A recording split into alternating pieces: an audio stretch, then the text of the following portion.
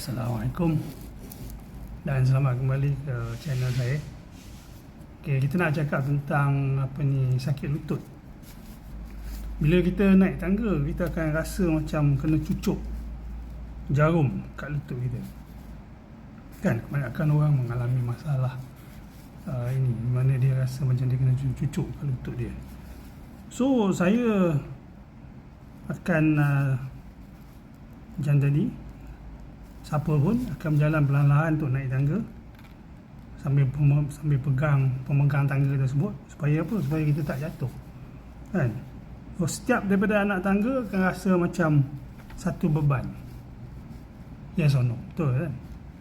So sebab apa? Sebab tulang kita bergeser tanpa ada pelincir. Itu sebab omega guard ni atau omega 3 ni, basically dia membantu untuk memberi, dia tinggi dengan EPA dan juga DHA, deoxyhydrochloric acid.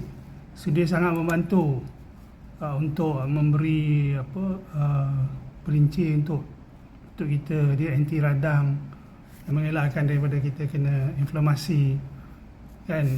Dan kita akan rasa lebih selesa lah bila kita mengambil omega guard ataupun kita mengambil vitamin C, dan juga kita mengambil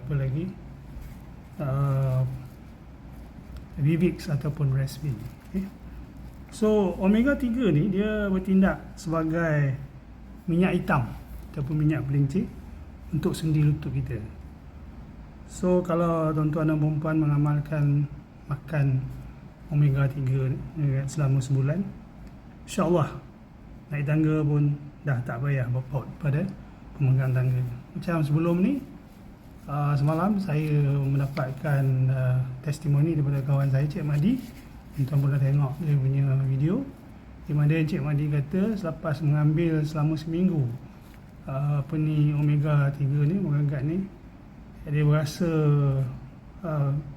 kurang dia punya sengal-sengal sakit kat lutut dia. Tadi saya cakap dengan dia, kurang lutut dia, kan. So dia kata bertambah baik. So dia akan order lagi untuk bulan yang akan datang. So dia akan tengok untuk satu bulan ni bagaimana pencapaian dalam pengambilan omega 3.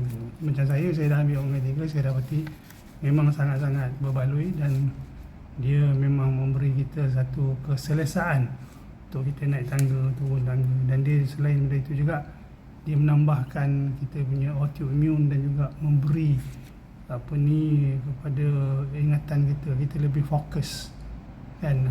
Dan dia juga untuk mengelakkan daripada sakit stroke dan sebagainya. Okey, terima kasih. Jangan lupa sila share, like butang sebelah kanan dan komen. Okey, susah naik tangga.